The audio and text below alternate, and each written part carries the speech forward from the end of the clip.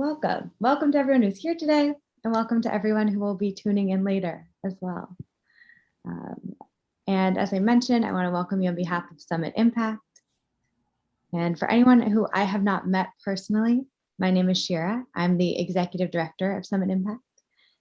Summit Impact is a partner in the broader Summit ecosystem that we launched to focus more exclusively on social impact through collective learning and collaborative action. We exist to steward resources and relationships towards incredible social change leaders. And for some of you who know me, you know that I've been part of the Summit ecosystem, this broader Summit network, for over a decade now. And I spent many years as the director of programming of the larger Summit series events, which only means that there's nothing I love more than finding ways for people to come together to learn and grow and reflect. To do so in a way that links our inner world with the systems and structures around us, and to really bring forward the opportunity for a more loving future together through this collective learning. So that's what we have in store today. That's what we're in for here. And a little bit more context, at Summit Impact, we have this core program called Impact Labs, which are topic-based groups that center Summit Fellows and gather our community of business leaders and creative leaders to work with the fellows and support their most critical objectives. So we have one pilot lab right now, which is our criminal justice lab. We're also launching a democracy lab in about a month. So for everyone who has already started to tune into that conversation at the beginning of this call, stay tuned for that. But we're so fortunate today because we are joined by and featuring one of the fellows in our criminal justice lab, Artie Gonzales. And Artie is sometimes known as the creative that almost never was. He was a juvenile tried as an adult at age 16, spent 21 years of a life sentence in the California prison system, 8 of which included housing in a supermax solitary confinement unit. And today, he is the creator and executive producer of the anticipated series Lessons from a Lifer, which we're going to get a taste of. And he works to really shift culture, to build bridges between those who are system impacted and our broader society in such a beautiful way. And I'm just so glad I get to introduce many of you, those who aren't already Artie's biggest fans and friends, to Artie through this session. I know I'm giving you actually the biggest gift in doing so. But in today's event, to give you the overview, we're going to air some never before seen clips from Artie's Lessons from a Lifer episode, where he interviews Leon Ford. We're going to play the trailer to the episode now, and then I'll pass it over to Artie to say hello. I spent 8 years of my life in solitary confinement. I certainly have struggled with forgiveness. If you cannot find a way to forgive yourself, you're not going to ever have the true strength that comes from surrender and vulnerability. Exactly. And I was able to basically give myself the gift of peace by releasing that. I am Leon Ford, and I just got Lessons from a Lifer. On this episode of Lessons from a Lifer, I sat down with author and activist Leon Ford to unpack the subject of forgiveness. I'm a survivor.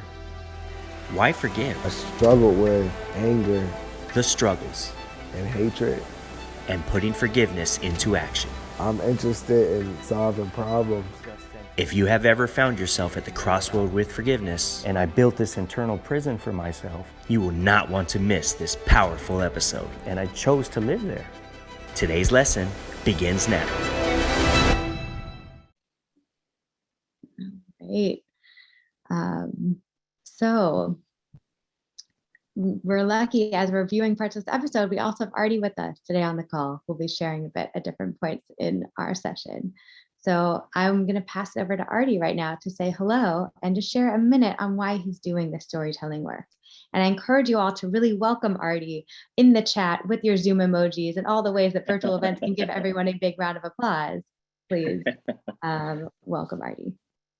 Thank you so much. I want to say thank you to everyone who is joining. I see a lot of friends, people that I already know on this call, and I really appreciate your support. For everyone else that I'm just meeting for the first time, my name is Artie Gonzales, and as she told you, I'm a formerly incarcerated person. I'm also the creator and executive producer of Lessons from a Lifer. it's quite simple why I chose to do this work. The first is that I realized that there is a very large misconception about what it means to be formerly incarcerated or even incarcerated. Just a general misconception around the carceral state to begin with. And two, I realized that I actually could do something about that. I have certain talents and I've been through the mud, I've been through the thick of it. I am a product of a lot of guidance and wisdom that was handed down to me from other men in blue. I always say 99% of my rehabilitation came from other people who were incarcerated. It did not come from programs or rehabilitative efforts from the state. And this universal wisdom, I realized I actually have the capacity to create something such as Lessons from a Lifer and be that bridge from my space to your space. I feel like what brings us together is universal wisdom. It's something that unites us. All of us have our forgiveness stories, right? And so I feel like if we're having those conversations, we start to see past the carceral state, we start to see past the biases and into each other's hearts, and we connect in that way, and we start to humanize ourselves.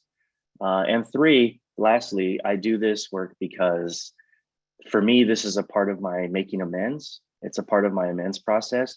This work is how I honor the people I have harmed. It's how I honor the victims of my crime.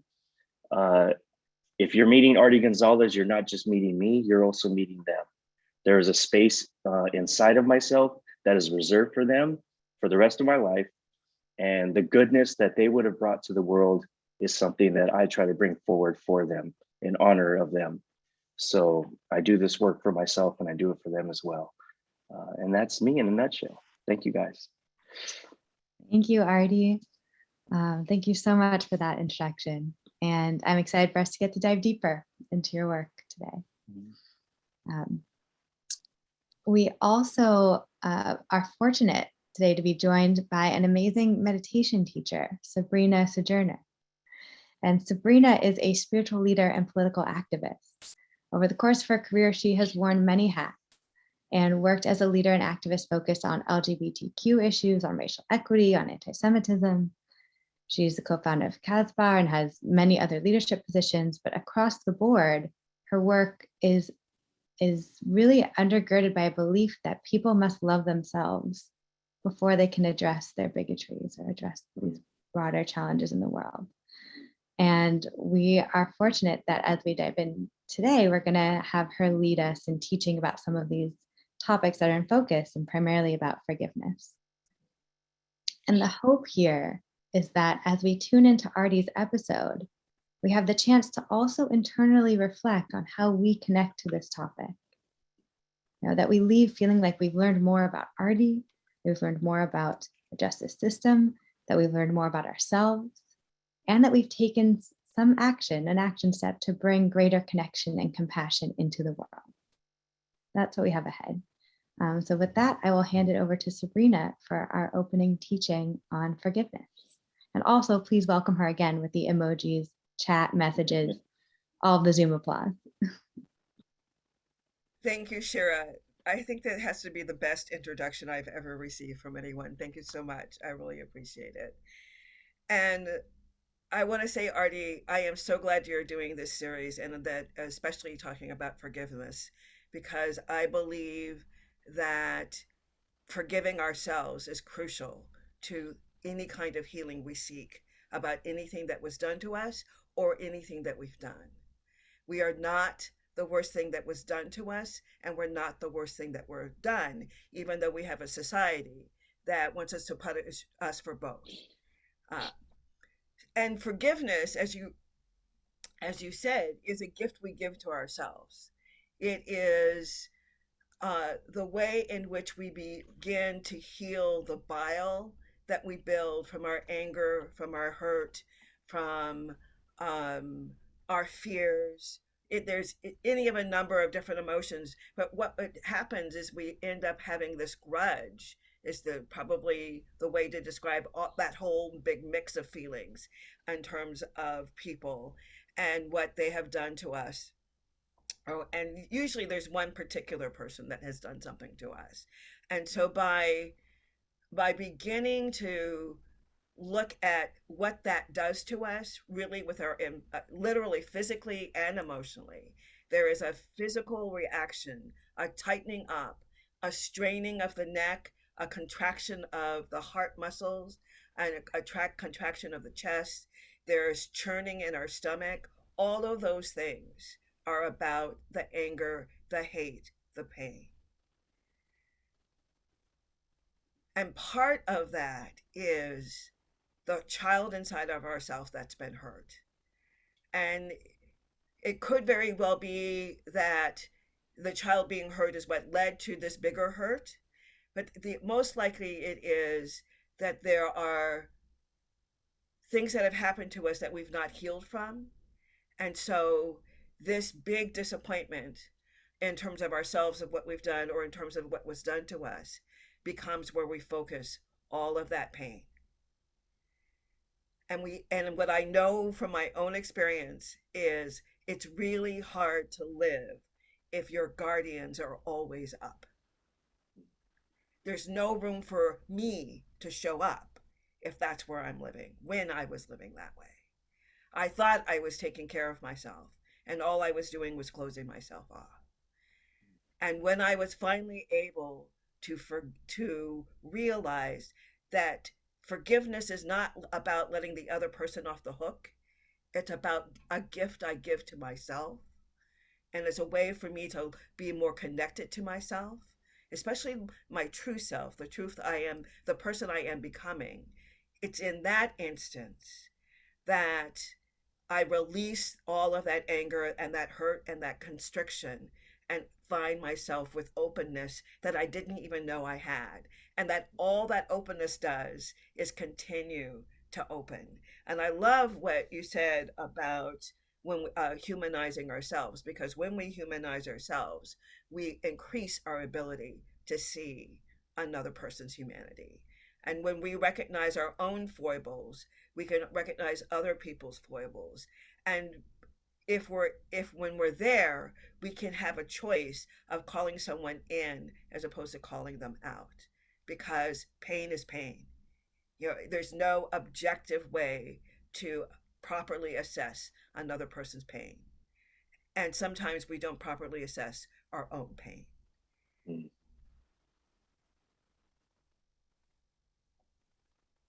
So Shira, I'm going to hand it back to you. Thank you for the opportunity to have a teaching. Beautiful. Thank you so much, Sabrina. So much wisdom already shared right in this session, and we're just getting started. We're just getting started. So next, what we're going to do is actually jump in and further this conversation about what Sabrina just said about why forgive, for whose sake and what it does for us, and what Artie touched on as well. And we're going to play a clip, the first kind of more full clip from the episode.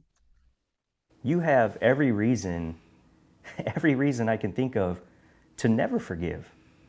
So why forgive? I just realized that I would suffer more. It's like carrying that poison, man, and I had to make a conscious decision. It was a tough decision, right, to let go so that I can have a good quality of life. How do I want to live my life? I was shot. I can't change what happened to me, but I do want to have a good future. And I don't want to give anybody the power, right, to take that away from me. I remember when, my son was maybe, 1.5, and he's like learning to walk. And I remember just being consumed with so much hatred that I couldn't enjoy that moment, right? I was more consumed with, this officer, how that made me feel. And so I couldn't be fully present as a father. And I felt like... You're blocked from your own blessings. Exactly. It's not just letting it go, but then that opens the space to be filled again. Exactly. And I was able to basically give myself the gift of peace. I love that sentence, that we might be blocked from our own blessings in some way. Like that's reiterating what Sabrina just said in these beautiful and different words. And to Anthony's question in the chat, we're playing select clips from the episode over the course of the session. We'll be sharing the full episode with everyone afterwards as well. So you can all help us amplify and share it further. But right now, what I want to invite you to do, hopefully you saw our message to bring a pen and paper, or you can just type on your computer somewhere. We want to invite you into a little bit of a reflection based on what you just heard, of identifying one area in your life that relates to this topic of forgiveness. What is one area where you're still holding on to something, some anger, a grudge, where you could use a little bit of forgiveness for your own sake, where you might be blocked from your own blessings. And as we enter the experience of writing about this, Kate will play some music on our team. We'll have like 2 to 3 minutes just to write.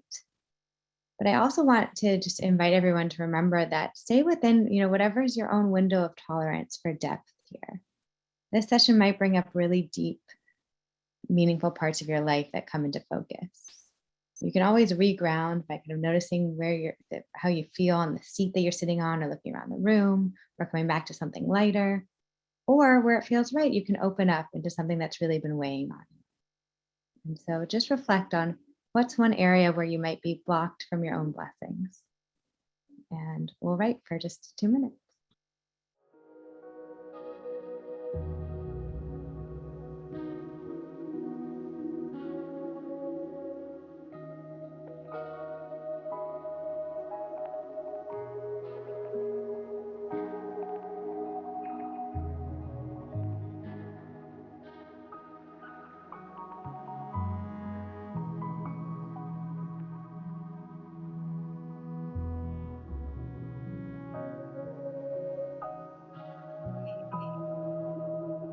We're going to come back together here. Just a little bit of writing and reflection time, just to open things up a little bit. And so hopefully that gave you a minute just to identify what might be coming up in your life that relates to our topic of forgiveness today. And, when it comes to facing these areas where forgiveness is the most needed, where we're actually blocked from our own blessings, it's important to acknowledge that this can be painful and challenging work at times. And we're not sugarcoating this process of forgiveness, even though we are bringing a lot of love and light to it. So we're going to see just a little bit of what it means to go into the depth of this experience and how Artie and Leon have faced that. It's amazing what you're telling me, because I'm thinking back to how this started. This was something that was done to you. It's irreparable. This person shot you 5 times, point blank range. They've taken your ability to walk. And you're here and you're talking about mindfulness and about right living and well-being.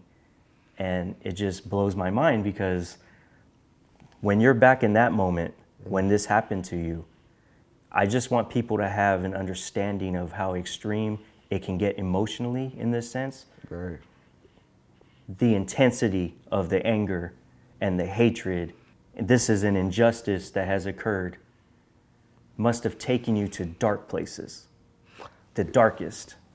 Yeah. How did you really feel when this happened? When I was shot, I felt violated. And I had 2 choices. Either I was going to die or I was going to live. Right? And what I mean by that is, like, I contemplated retaliation against these officers. One, I was suicidal. And if I wanted to kill myself, you can imagine how Right. dark my thoughts were in regards to retaliation. But the thing is, I had a son, right, who was born when I was in the hospital. If you can imagine, just being Wow. in the darkest mindset Yeah. of my life. And then I have this light, right, my son being born. And it's like, yo, who's gonna raise him if I died, right? And I could still be a father despite being in a wheelchair, you know? Yeah. My son was really the catalyst that made me choose to live. That's incredible. How do you balance something like that, you know? Such darkness, and into the world comes such light, you know? In this sense, it really puts you at a crossroads where you have to make a decision. Am I going in that direction, or am I going towards this new light that needs me? Yeah, and it was a journey, right? It was a very complicated journey. How do you have, you know, peace of mind? And I think that's where I began to think about therapy. And you've been very open and honest about the fact that you see a therapist once a week. Absolutely. How would you say forgiveness ties into your therapeutic efforts? Going to therapy has helped me, you know, to inquire about like, yo, why do I feel frustrated or impatient? And to like really take a deep dive into not just the moment that I was shot, but some things that I experienced that I didn't even remember. It's interesting because I began to process my life, and I remember the first moment where I kind of suppressed my emotions. It was I was 5 years old, and my older cousin was shot and killed. And I remember, you know, being at the funeral, and I'm watching his dad, which is my uncle, kind of greet people. You know, he's smiling and he's, you know, cracking jokes and trying to make people feel comfortable. But it's his son laying in the casket, but he's trying to be strong, Right. you know, for everybody in the family. And I remember after the funeral, I ran up to my dad and I said, "Dad, guess what?" And I said, "I didn't cry." And I was so proud that I didn't cry at this funeral. Right.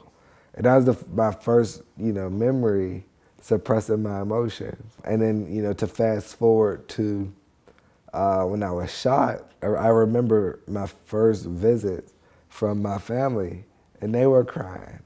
And, you know, although I was experiencing so much pain, I was the one smiling. And I was telling my parents and my cousins and siblings that, no, I'm fine, I'm cool, and I'm cracking jokes. That was my mentality for years after I got shot. You know, I would be smiling and suppressing all this pain. And, you know, it just got to a point where I realized that, you know, this isn't sustainable. Although I was getting all these different awards and stuff for leadership, I felt like I was dying on the inside, and I just had to release it. Now I just encourage people, you know, just to be open-minded about therapy and to try it. Everyone. So we want to play that clip. One, there's just so much beautiful wisdom in it. But two, again, to just acknowledge that this is hard stuff we're talking about, right? It's a hard topic that we're going into with forgiveness. And I think Leon and Artie both demonstrate such incredible ways of using resources and support when they can, and just being willing to face the deep emotions that do come up. All right, this next clip is kind of our central clip and focus for today.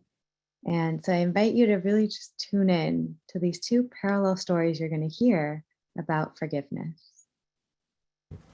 I've always wondered, the officer who shot you, I know that he has never been charged. He's never been convicted of any crimes.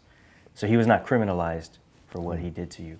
Has he ever asked you for your forgiveness? So I actually met the officer that shot me. You know, body language and energy says so much, you know, and from his energy, from the body language, it was more than an apology, right? There was like a sense of, you know, admiration, and there was hope, right? So he never, you know, said like, yo, you know, I'm so sorry, right? But anybody can say they're sorry. You felt coming from him the emotion of the apology, Exactly. if not the words. Exactly, the emotion, the sincerity in his eyes, You know, I thought meeting him was about me, but I think now it was more about him. That, you know, he does struggle for what happened to me. And I believe that he's at the beginning of his healing journey and what that looks like for him. And, you know, we've had conversations about that because you said before, like, yo, somebody caused me pain, but then on the flip side of that coin, you had caused somebody pain and you had to figure out, you know, how to forgive yourself.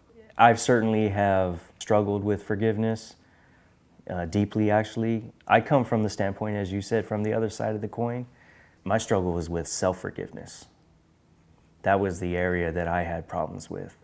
I've always been very clear that I grew up in a very abusive, traumatic childhood, and also in a neighborhood, in an environment that itself is just traumatic every day and violence-based.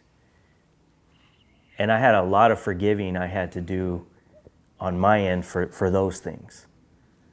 That was so much easier than forgiving myself. In my case, I also caused someone irreparable harm. I could not fix what I had done. I could not restore them back to what I took from them. And so I started to develop self-loathing and a lot of shame and a lot of guilt that was just deeply embedded in me. And I would say the struggle, though, the pain point, it wasn't that I was experiencing these emotions. That wasn't the struggle as much.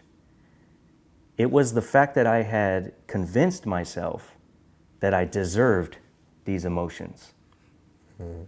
I deserved to feel shame, and I deserved to feel guilt. I deserved my own self-loathing. That was my true punishment for my crime. It was a just sentence, and there was no way out of it. And I built this internal prison for myself, and I chose to live there because I felt that that was justice at the time. I felt like my own suffering was somehow honoring my victim. It was this barrier between myself and forgiveness that I just could not overcome. I couldn't get past it.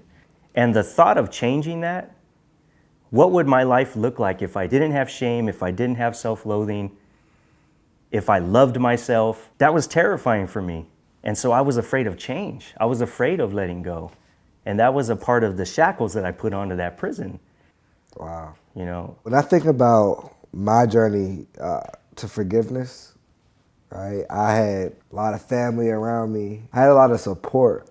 I'm interested in finding out, when did your journey to forgive start?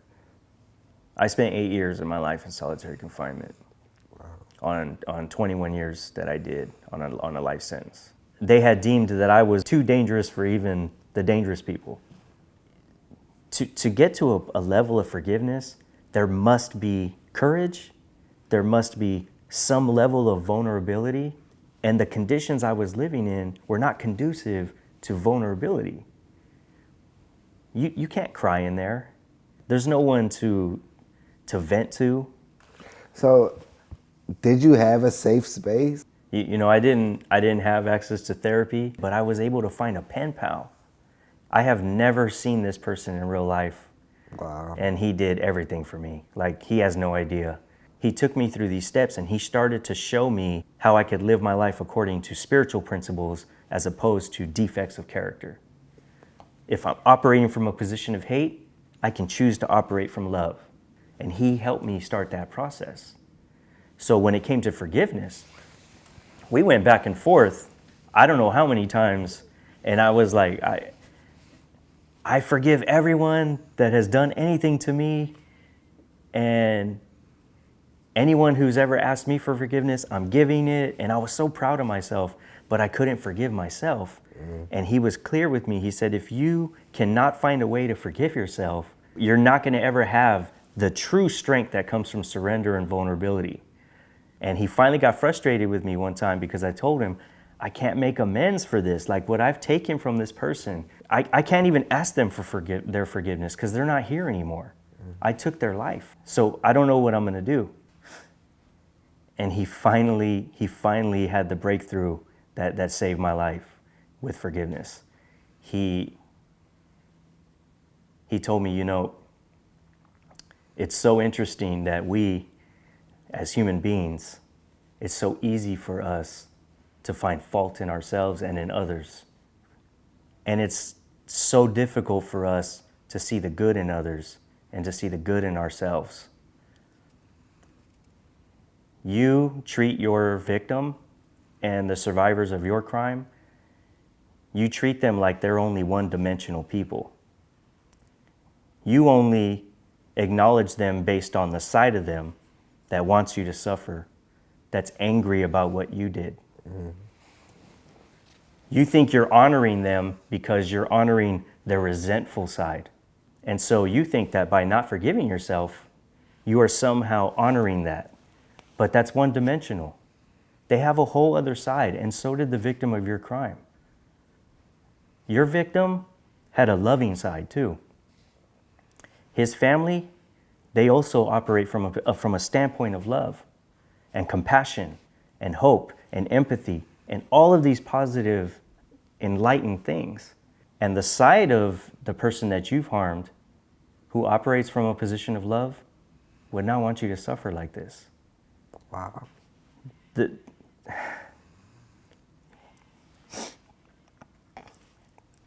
This side of this person has already forgiven you. And it's a shame that this has already happened and you haven't forgiven yourself. They would want you to forgive yourself and really honor them. Don't do the things that would honor the side of them that hate you. Do the things that they can't do anymore from the loving side of themselves. How would they have touched the world?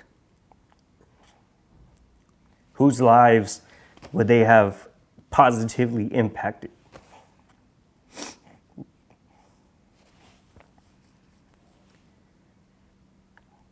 You can choose to forgive yourself and operate from that standpoint and let that motivate you. And that was the breakthrough for me, because it finally allowed me to accept forgiveness for myself with the permission of the person I had harmed. And it was like the floodgates opened after that. Yeah. Wow. Powerful, right? Ooh, I never get through that story without crying. Not a single time. Neither do we. Yeah, I was gonna say you're not alone. You're not alone in that. And what a gift to get to see your story, Artie, and to hear the way you articulate it. And the message you just shared with us is something we all need to hear. All really need it. And so now knowing, okay, a lot of emotion, right? That probably brought up a lot for us. It's powerful. This is powerful content, which is the point of the session, to share it with everyone and also talk about how we can bring it into the world more. But right now, what we're going to do to support this moment is pass it over to Sabrina to take us through a meditative, kind of reflective exercise on how we connect with what Artie just shared and how we connect with this topic of forgiveness. Thank you, Shira. And Artie, I also begin by thanking you for being vulnerable and I pray that you never stop weeping when you tell that part of your story. Not as a bad thing or a show off thing, but the strength that you embody when you cry in front of others with no shame, no blame, is very powerful. And all of us, regardless of gender, need more examples of that. So thank you. And Thank also you. what I feel is you releasing more of whatever is still in you that wants to resist what you're doing. So um, my invitation to each of you is to get comfortable wherever you are. If you're sitting or standing, if you're walking, you can keep walking, or you can find a place to sit or stand and just be still for a few moments. I invite you, in whatever position you're in, just to take as deep a breath as you can. We're going to hold it and release it.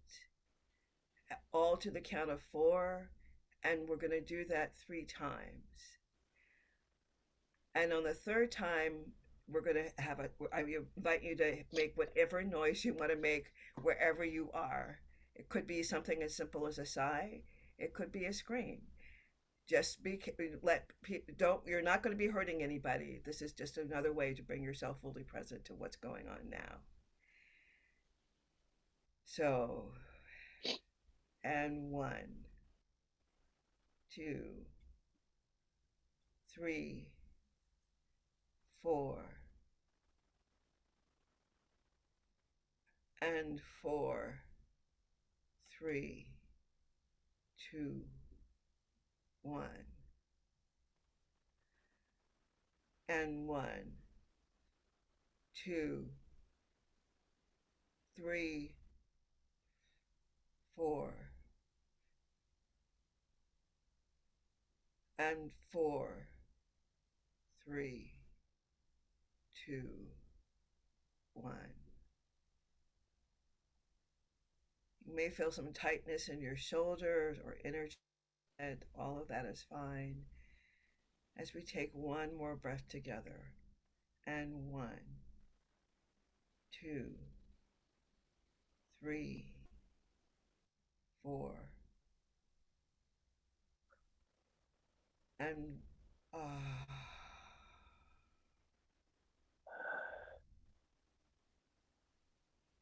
if you feel the need to wiggle your fingers or your toes, rock yourself to be comfortable if you're sitting. You want to, if you have your eyes open, go to a soft focus and just do a body check. Wherever there's tightness, continue to be aware of your breath and just breathe into it.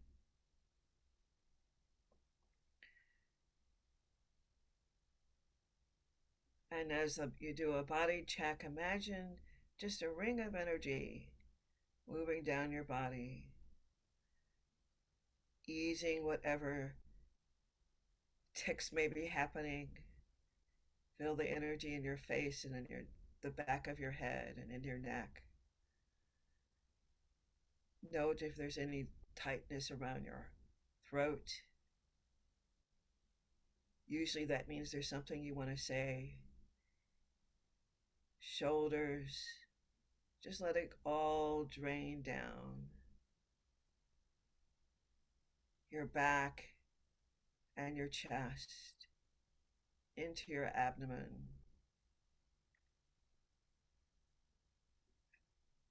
Feel your thighs on the chair or whatever you might be touching, a surface. As it goes down your arms and your thighs, over your knees, calves and shins, into your feet, and release. Don't worry about where it's going. It's not going to hurt anybody. And I want you to check your torso, your body cavity, and see if there's any tightness. It could be in your gut. It could be in your heart.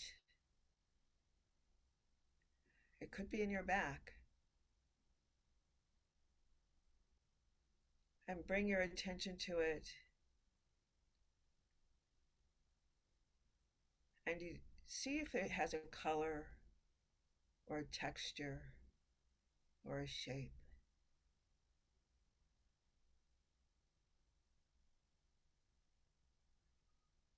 And wherever you feel it,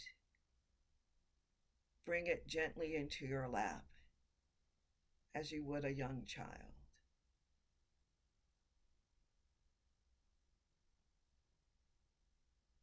And continue just to be with it.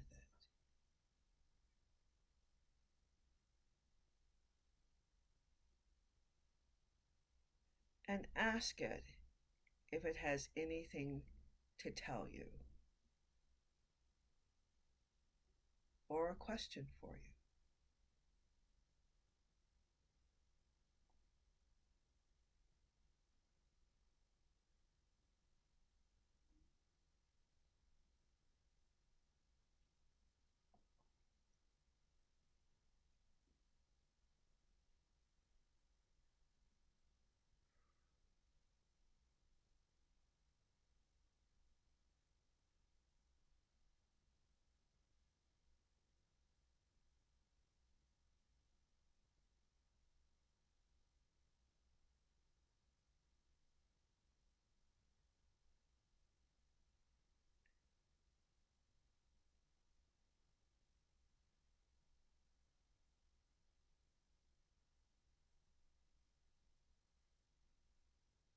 Thank the entity that is in your lap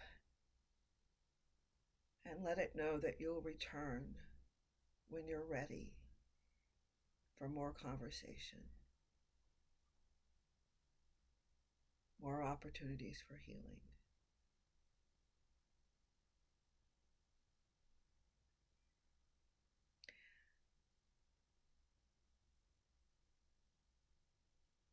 And I now invite you, if you're able, to take your dominant hand and place it over your heart center, which is the center part of your chest, energetically. And just feel your breathing and the pulses in your hand and in your chest.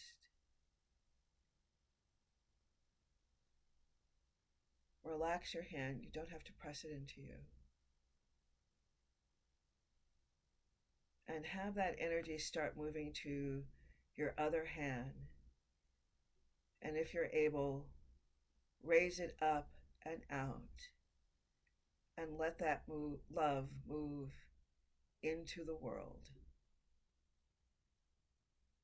If you have specific people you want to send it to, that's fine. And may it rain on whoever needs it. As it travels.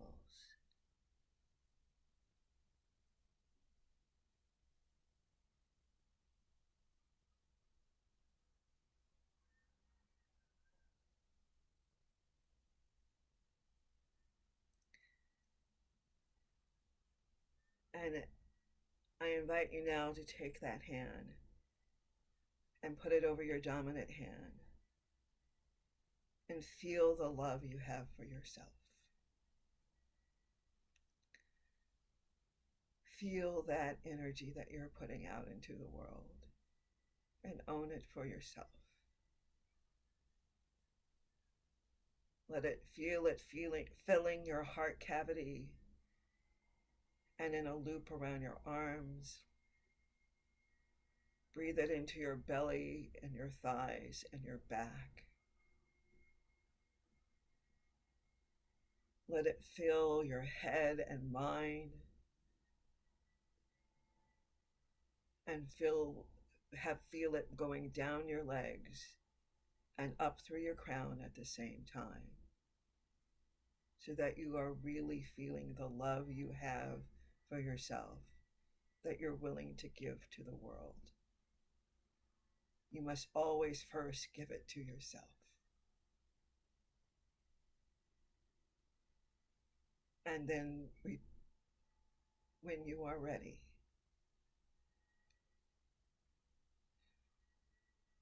I invite you to return to the room.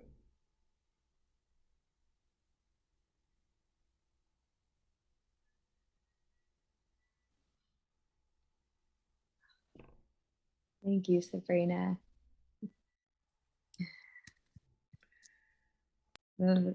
Thank you so much. And so to take stock of where we are right now for a minute, we've watched a few clips of Artie's incredible episode with Leon Ford. We've started to get into it. We have more coming. We have another clip we want to show. But we've also just tuned in to ourselves to see where we're at. And there's one thing we want to do now, especially for those who might have to leave at the hour, before you have to jump, if there are a few people who need to try another experiment with this collective group and this collective learning, collaborative action platform that we have. And it's an experiment in taking some loving action. Right? And so if you feel moved to do this with us, we're at this interesting point where Artie has filmed this episode and done the majority of the editing and with his team. And there is, we've also been supporting for Summit Impact. And there's still a bit of a gap, a funding gap in just this episode getting out into the world.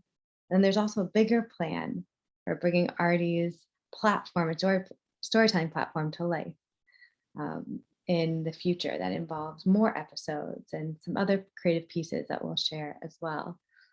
But one of the things that we want to see if we can do is, in this call, make a little bit of a dent in the gap, which is a $500 gap in this very episode coming to life and coming out into the world.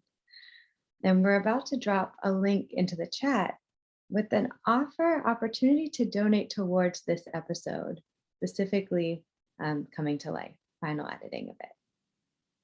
And something I want to say about that is that this is not so that we can give as much as possible. This is not a call for donations in a typical nonprofit fundraiser style. This is more about, can we as a collective, whether giving $5 or $300, like wherever our sense of giving is, whatever actually just feels right for us, can we be part of a collective resource gathering so that this very content can exist in the world in a broader way, in an amplified way? That's what we're experimenting with. So if you see the link, just invite you to check it out right now and see if you feel inclined to give something towards this gap. Again, the amount is not as important as just the act of, can we do this together? Right? What does it feel like to do this together? To know that we're bringing something to life that Artie has created with his power and creativity and insight and love. So taking a minute to look at that.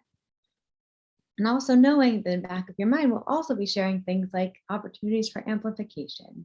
We'll share ways to post the episode when it's ready on social media and share about it.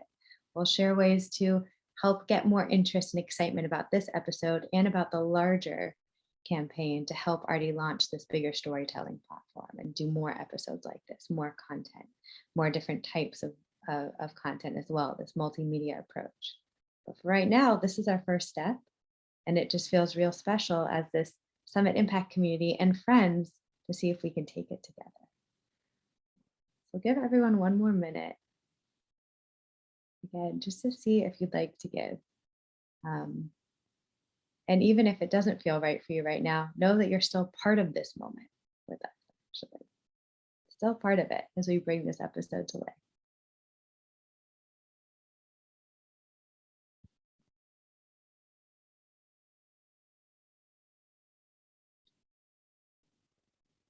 Now to give you a little bit more detail on the bigger picture, and then we're going to tune back into one of the clips. So the big picture here is that, as we can see, Artie has some stories to tell. There's more. And it's just remarkable the way he articulates it, his vision for how he wants to engage with other speakers. And hopefully we'll be able to ask him a little bit more about that in just a few minutes. But the bigger picture here, the call to action, what you'll see from us is after this session today, we'll share follow-up again, how you can amplify the episode once it's ready, once it's been through that final edit, how to be part of the bigger storytelling campaign, and really just how to join us in being on Artie's team. And so that we get to help him bring these stories to life. So for anyone who did have to leave at the hour, totally understand. Thank you so much for joining us for just this amount of time. And thank you for taking some action steps with us. And now for everyone else who still has some time and maybe feels like, yeah, there's more you want to take in from Artie and from this content today, we're going to shift into our next clip. Now we're going into a clip that takes us to another level of looking at forgiveness. You know, it's interpersonal. It also has racial components. It also has much larger systemic components when we're actually talking about forgiveness. So how do we see ourselves in context of the different layers? We live in a society today where obviously race is on, that's at the top of the list. Right. And there certainly is a racial component to what happened to you. And there has been a racial component to your forgiveness. I would like you to talk about how, from a racial standpoint, how were you able to get to the point where this happened to me? Let's just say I hate all white people at this moment. But then there was a way where you came out of that, where you started not to feel that way. But there must have been a process to get you to that. So how did you do that? Because this might help someone who's going through the same thing, who feels this same way about America right now, who feels the same way about police right now, or is on the opposite side and feels the same way about BLM or any other movements that are social justice or racially based. Everyone's struggling in their own way. Right. And how you got through your process might actually help somebody. Yeah. I remember, just being full of that hatred. And my 6th grade teacher came to visit me while I was in the hospital. And this is when I swore up and down I hated all white people. And here she comes in, a white woman with her blonde hair. And I was just like, well, I hate all white people but her. Okay, right? The exception to the rule. She was the exception, right? Then I had some really, phenomenal nurses. And I would say, well, I hate all white people but them, right? Right. And then my heart, it's starting to expand out. And I didn't want my heart to become hardened. Yeah. I didn't want, this moment to change my heart. Also, I have family members who are police officers, right? And I would say, well, I hate all police officers but them. Yeah. And so what I realized is that, it's much more complicated than people make it seem. But you realize it's systemic because the same things are happening all over the country, right? Yeah. I could just stay on social media and, say fuck the police all day. Or I could try something different. And my perspective was really guided, by my role as a father, right? I remember someone inquired about, how are you preparing your son for the world? And I thought about that deeply and how my parents prepared me for the world. And they told me all these different things to do and not to do, right? They gave me the talk. Right. The talk. And I still got shot by a police officer. Yeah. Right? And I realized that my parents preparing me for the world wasn't enough. So I thought about, well, how do I prepare the world for my son? And the way I decided to do that is by building relationships. One of the things is I can go on social media all day and, attack the chief of police in Pittsburgh or the mayor, which I have done before, right? If you go years back down, to the early years. yeah, you'll see me calling them racist. But then something in my heart said, well, how about, instead of criticizing them, how about you stand in the gap and you help them lead? Wow.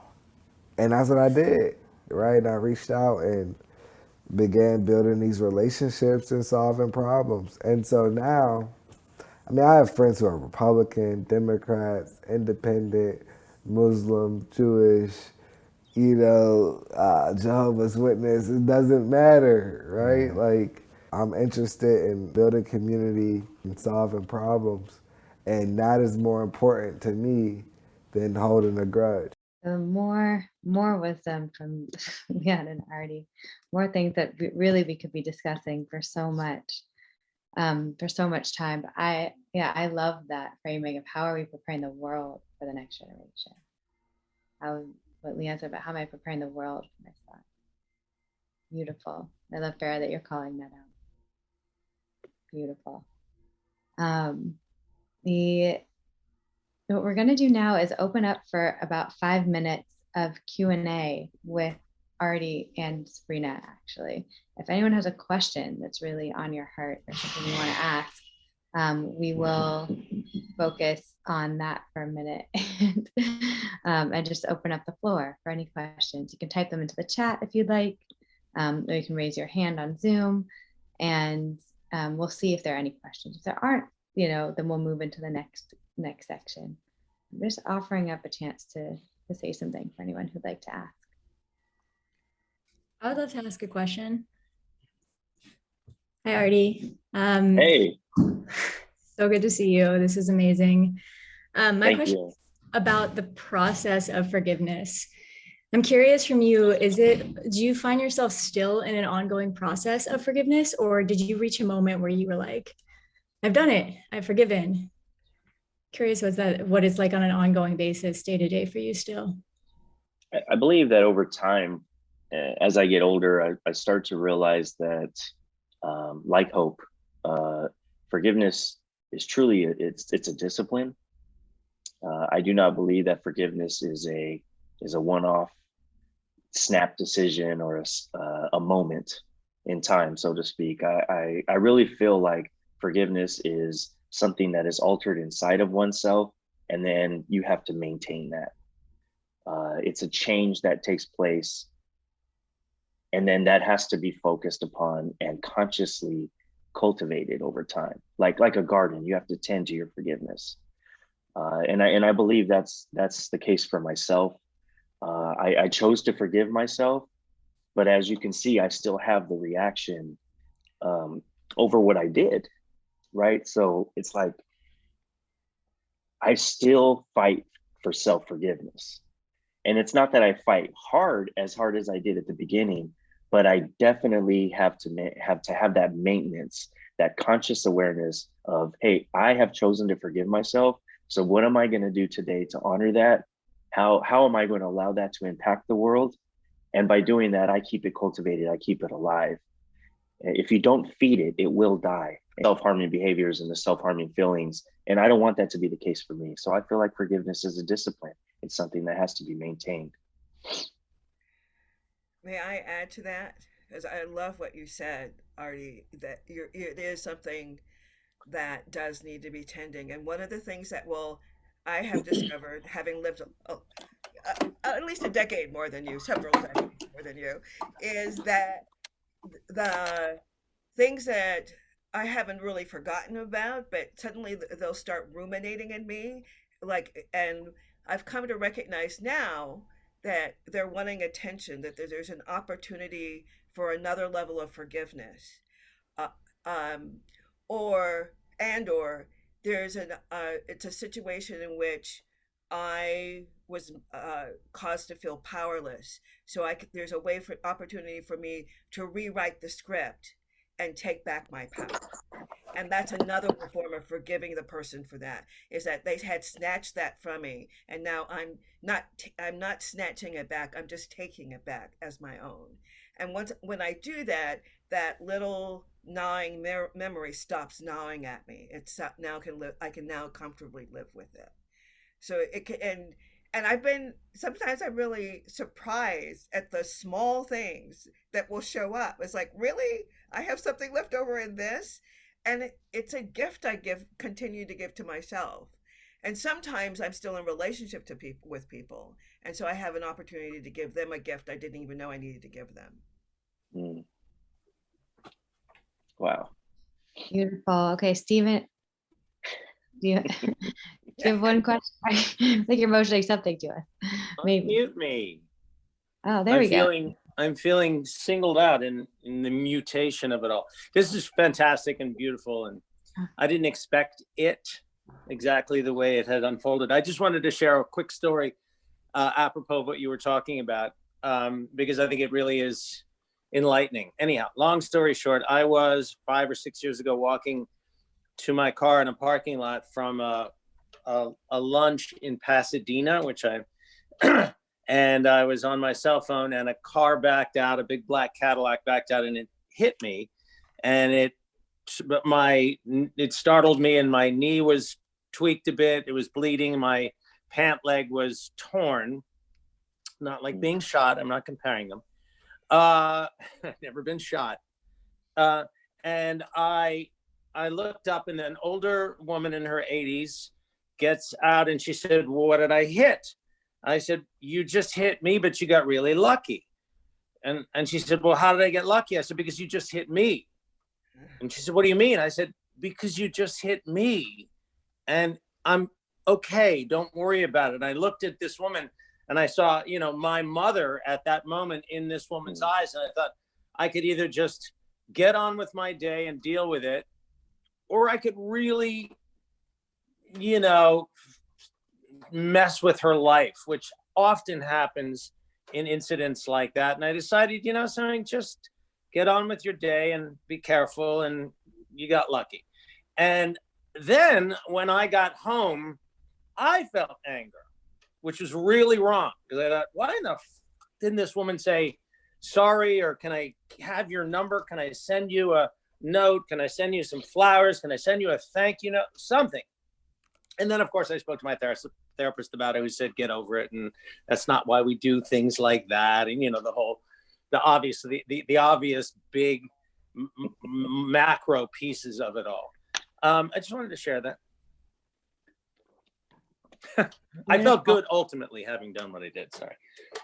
Well, and I love that. I think, what you're pointing to, Stephen, is we all have these stories of forgiveness where I think what you called out is something that Artie and Leon talked about early in the episode, which is like, there's a decision point where we have the choice of how we want to act and what we want to do here. And it's not just for others' sake, but for our own sake that we make that decision. Yeah. And it's such a powerful thing. And we all have different instances in our lives that we can remember where we have these experiences where we made a decision. And I also love, what Sabrina, you just shared on the last question too, that sometimes it comes back around, or like kind of what Carrie asked, Artie and Sabrina, you both attuned to, is that there's a continuous work in some of these things, that it comes back. It looks like there's another question in the chat. And also, I just want to note that we want to keep enough time to do the breakout and closing, because we're going to do a quick breakout. So let's take a look. I believe that Lorraine's question is, I have a dear friend whose daughter cannot or won't forgive her mother for events from childhood. How can they both heal from past experiences? So I'm going to go ahead and imagine that could be a whole conversation as well and an answer. But what I'll offer is if Artie or Sabrina, you want to just offer a tidbit of guidance that Lorraine could perhaps share with her friend, and then we'll move on to the next. I'll start, if that's all right. Is to get that the best thing she can tell her friend is to one, forgive herself for the things her daughter is upset about, whether she believes them the way her daughter frames them or not. That's not the point. And continue to love her daughter and continue to stand with her daughter until the more she does that without excusing how she's framing things, the more she will be able to finally have a conversation with her. If I heard that correctly, you are saying that the daughter is having a hard time or a difficult time forgiving the mother, Shira? Is that what you said? That's the For the past? A dear friend whose daughter cannot or won't forgive her mother. Yeah. I think the friend might be the mother here, but Lorraine could perhaps clarify. Well, the daughter's very angry. I experienced this with my own mother, so this touches very deeply for me. My mother and I are pretty close now, but we were not always in that situation, and I struggled with this for many years. And ultimately, what helped me to have the breakthrough with my own mother was empathy. I actually took the time to just put myself in my mother's shoes, and I came to find out and reveal many deeply traumatic things about my own mother's childhood experience, and how that directly correlated and related and influenced who she was as a parent and as an adult. And I was getting the brunt of what she had experienced as a child. My mother has not done much work on herself. So as we always say, when someone is not as processed, we tend to give what we have. We only can give away what we got, right? So this is what I was receiving, and it helped me to have a measure of compassion for my mother, to know that she had experienced these things and that what I was receiving from her wasn't genuinely her, it was those experiences. And it allowed me to really start the process of forgiving my mother from that point. We had to have some deep conversations, some difficult ones for sure, but that's where it started for me. Yeah. I just want to add just a little bit more, because I would ditto absolutely what Artie said. And as a parent, and also having been the daughter who was angry with my mother, it started with my mother still not questioning how I interpreted things, but really just saying, okay, and moving on, and moving the conversation. And the more she did that, the more I was willing to have the conversation. And then I learned a little bit more about some of the very things that Artie said. But it started with my mom being the adult so that I could rise to being an adult with my mom. Well, this is such a good, juicy topic. I can't imagine there's any one of us on the call that hasn't dealt with this with our parents or parental figures in our lives in some way or another.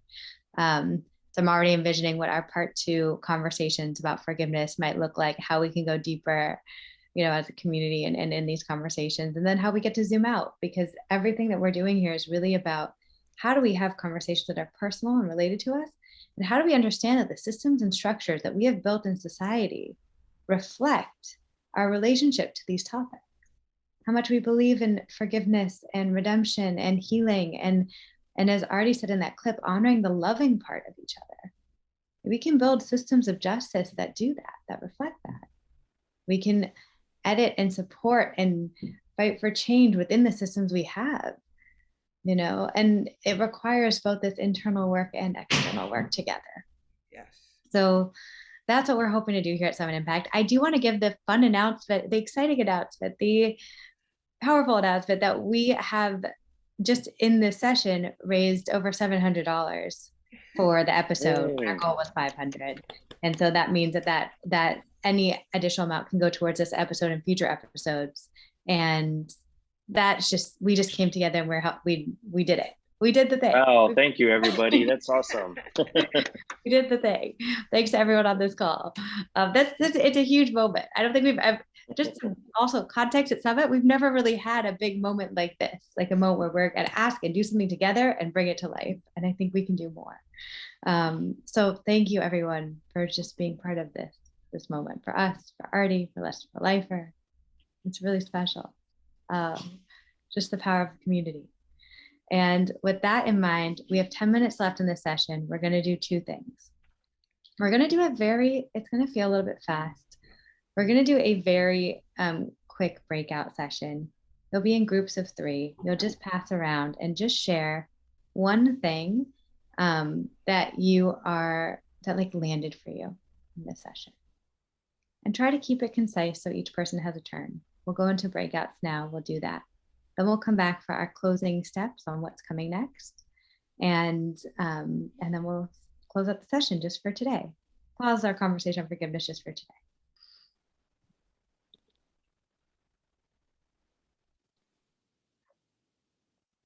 Welcome back from cyberspace, everyone. Apologies if you got clipped, and thank you for everyone in my breakout.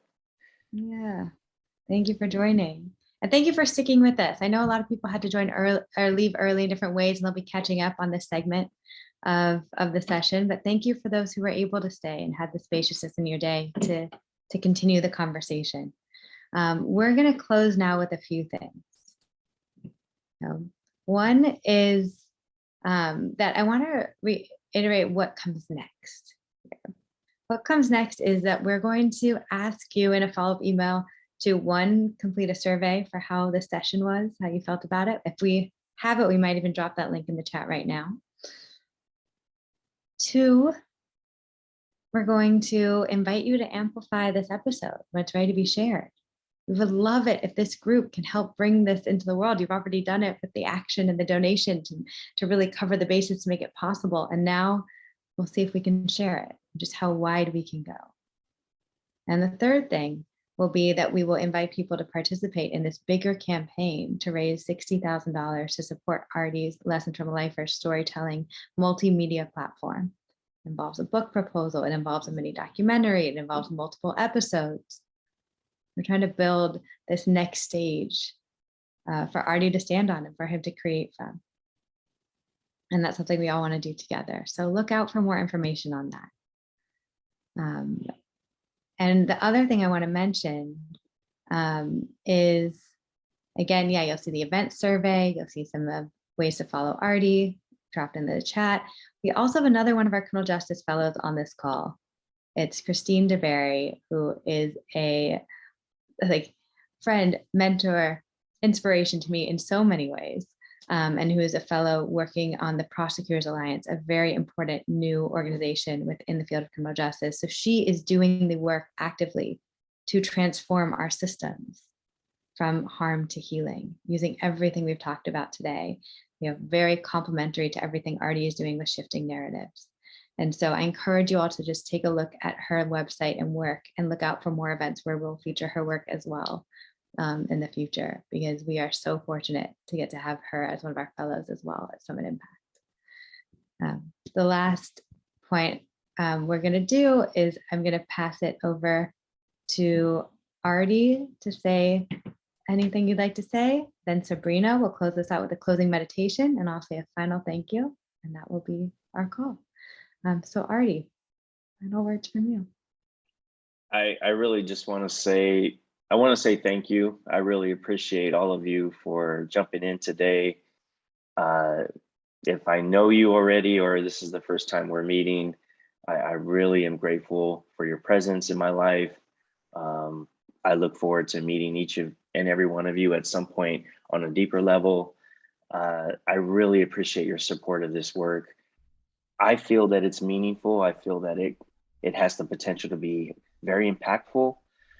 And I feel that this is the narrative that needs to be told, in my view. And I feel that as narrative shifters and change makers and change agents, all of these things, I feel like we can align ourselves under this umbrella and we can actually do this together.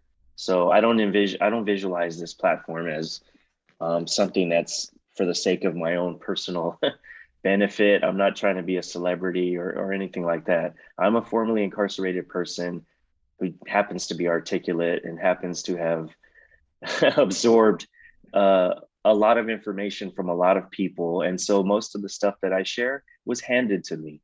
It's not all original, and I would never claim for that to be the case.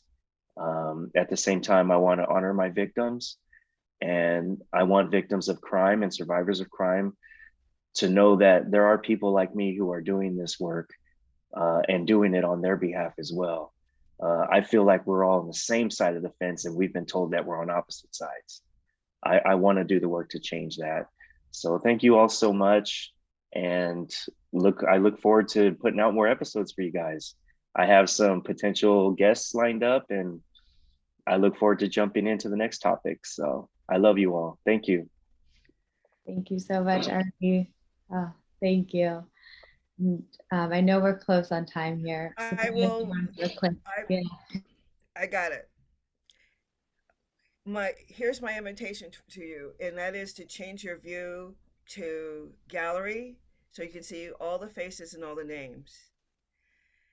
And I want you to, as you're looking across the faces and you're looking across the names, do a body check real quick and see if there's any loose ends hanging out that need to be closed. And use the community that we have created here and the words that you've heard as the opportunity to seal it just for right now, just to bring it fully inside yourself.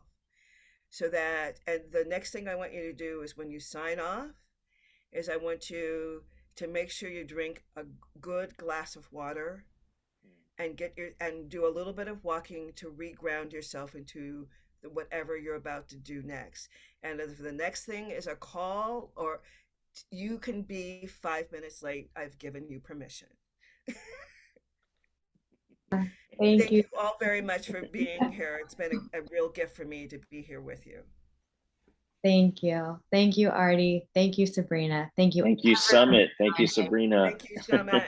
Thank you to the team behind the scenes, Jamilia in particular, running our criminal justice lab, Kate, Valeria, David, also Carrie Levison, who really have helped bring this to life.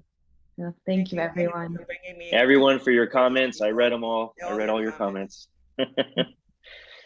Yeah, and have a wonderful rest of your day. And like Sabrina said, maybe get that glass of water and breathe. All right, we'll see you very soon at our next event.